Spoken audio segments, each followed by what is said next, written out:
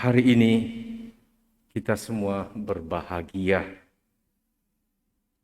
Berbahagia dalam 3 perayaan, 3 in 1. Perayaan Gereja Universal, perayaan Orang Kudus yang kita dengarkan dalam bacaan pertama, gambarannya mereka yang disucikan oleh darah anak domba. Pakaiannya putih. Banyak yang pakaian putih hari ini, termasuk kor. Tapi belum disucikan seperti dalam bacaan pertama. Gambaran mereka disucikan oleh darah anak domba melambangkan perjuangan hidup mereka yang telah melalui suatu perjalanan hidup yang pantas untuk mendapatkan ganjaran yang indah dari sang kehidupan. Namun hari ini saya ingin mengajak kita semua melihat sabda bahagia yang ada dalam Injil hari ini. Ada 9 sabda bahagia yang tertulis dalam Injil yang kita dengarkan.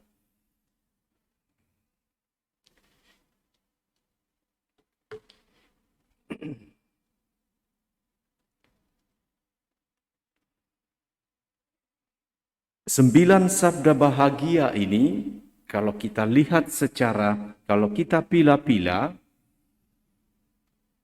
ada banyak yang secara nalar kita, secara natural kita katakan tidak mungkin menjadi sabda bahagia.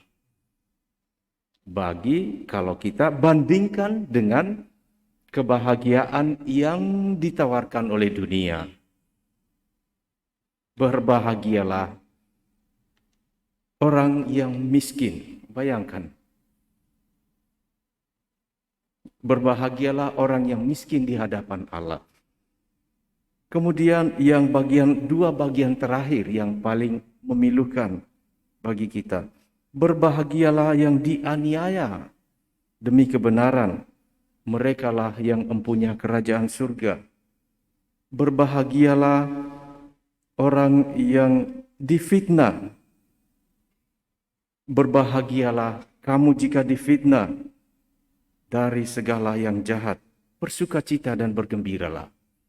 Nah, konteks seperti ini kalau kita secara nalar kita, secara nyata dalam pemahaman sehari-hari, mana mungkin kita bahagia.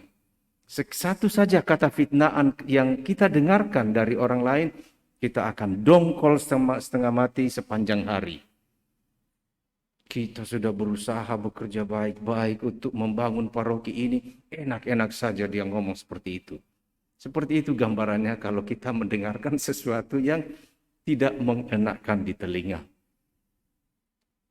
Tetapi coba kita lihat gambaran sabda bahagia yang ditawarkan oleh Kristus bagi kita semua. 9 sabda bahagia ini. Yang kalau kita lihat intinya itu mengarah kepada pribadi kita. Dari alurnya yang general, yang umum, berbahagialah orang, berbahagialah orang, berbahagialah orang. Dan terakhir yang ke-9, ia menunjuk kepada pribadi. Berbahagialah kamu jika karena aku, engkau telah melewati semua sabda bahagia ini. Ganjarannya adalah kehidupan abadi di surga yang kita dengarkan dari sedikit saja kita mendengarkan, kita bahagia tadi. Pintu yang ribut sedikit kita sudah terusik. Tidak mudah mengikuti sabda bahagia yang Yesus tawarkan dalam Injil hari ini. Bapak, Ibu, dan saudara-saudari terkasih, mari kita lihat apa yang sebetulnya diinginkan oleh Kristus bagi kita dalam sabda bahagia ini. Karena semua yang ditawarkan itu mengarah kepada mengajak kita untuk menelisik, menelusur ke dalam diri kita sejauh mana kita mampu hadirkan diri kita untuk menjadi manusia yang benar-benar mengenal kehadiran Allah dalam hidup. Nilai kehadiran Allah itu nyata dalam bagian pertama itu saja. Berbahagialah orang yang miskin di hadapan Allah. Apa artinya menjadi miskin di hadapan Allah? Artinya orang yang menyadari keberadaannya, keutuhan dirinya sebagai manusia yang diciptakan, yang seharusnya tidak memiliki honor, tidak memiliki kebanggaan dalam dirinya. Karena ia adalah ciptaan. Seringkali terjadi sebaliknya, kita karena kepercayaan diri kita yang begitu kuat, kita merasa begitu hebatnya, sehingga kita di hadapan Allah pun kita tidak merasa takut. Kita menyadari bahwa ada yang mengatur hidup kita. Itu kita sadari. Saya menyadari sungguh-sungguh bahwa saya percaya kepada Allah, saya percaya kepada Kristus dan mau mengikuti Kristus, tetapi di balik ini mau mengikuti Kristus jika ia mengikuti keinginanku. Seringkali ada dalam pemahaman kita, pemahaman manusia. Kita menantang Allah dengan mengatakan, di mana ketika kita mengalami masalah, ketika kita mengalami sesuatu yang tidak mengenakan, kita katakan, di mana kehadiran Allah? Berbahagialah orang yang miskin di hadapan Allah, itu tidak mudah bagi orang-orang yang percaya kepada Allah. Bagaimana ia mampu menerima keberadaan Allah sebagaimana mestinya. Seringkali kita dengarkan ungkapan-ungkapan seperti ini. Orang yang mampu bersyukur dalam segala hal, mereka itulah yang bisa merasakan kedamaian dalam hidupnya. Dan itu benar. Karena untuk menjadi orang yang mampu miskin di hadapan Allah, artinya orang yang mampu menyadari kerendahan dirinya di hadapan Allah, itulah yang akan menyadari dan akan memiliki atau menjadi pemilik kerajaan Allah itu. Saya langsung ke bagian terakhir. Berbahagialah kamu jika demi aku kamu dicela dan dianiaya. Saya menggunakan ini untuk menutup bacaan Injil ini karena di bagian 8 bagian terakhir pertama tadi kita mendengarkan semuanya merujuk kepada semua secara umum, digambarkan untuk keseluruhan manusia.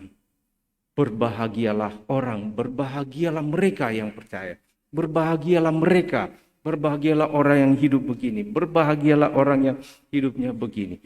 Tetapi di bagian terakhir Yesus mengatakan, berbahagialah kamu, berbahagialah Anda, berbahagialah Anda semua, karena jika demi aku, kamu dicela dan dianiaya, dan kepadamu difitnahkan segala yang jahat. Bersukacitalah dan bergembiralah, karena besarlah ganjaranmu di surga. Ketika kita menerima tugas perutusan apapun dalam gereja, dalam karya pewartaan, dalam lingkup hidup kita, panggilan hidup kita, di lingkungan kita, di wilayah kita, di gereja, seringkali kita menghadapi hal yang tidak menyenangkan. Namun Yesus menjanjikan sesuatu, berjalanlah, bergembiralah, bawalah semua masalah ini dalam kegembiraan, Anda akan bersukacita karena besarlah ganjaranmu di surga. Nah, panggilan ini bagi kita adalah suatu, bukan hanya ajakan, tetapi suatu pernyataan nyata dari Kristus yang mengatakan mereka yang mampu menahan segala macam masalah, hinaan, fitnaan, atau apapun demi nama Yesus, dalam kebenaran tentu saja, maka ia akan mendapatkan ganjaran bahagia di surga. Bapak, Ibu, saudara-saudari yang terkasih, hari ini dalam kegembiraan jiwa kita karena kita merayakan ulang tahun paroki kita, dan sekaligus juga ulang tahun pastor paroki, kita mendapatkan suatu peneguhan iman baru, iman kita akan sabda bahagia ini. Sabda bahagia yang mengusik kita, yang semestinya menjadi pegangan bagi kita. Seorang yang beriman, seorang yang percaya, menyerahkan hidupnya kepada Kristus. Panggilan kita adalah bertahan dalam segala macam aniaya, cobaan, celaan. Kita ditantang Bapak Ibu, saudara-saudara, untuk membesarkan jiwa kita, membesarkan hati kita, membuat kita menjadi orang yang punya kemampuan menelaah perjalanan hidup kita, membawa diri kita dalam Kristus tentu saja menjadi orang-orang yang menyerahkan seutuhnya dirinya, imannya, pengakuannya kepada Kristus. Mari kita lanjutkan dengan penuh kegembiraan dalam perayaan ini. Amin.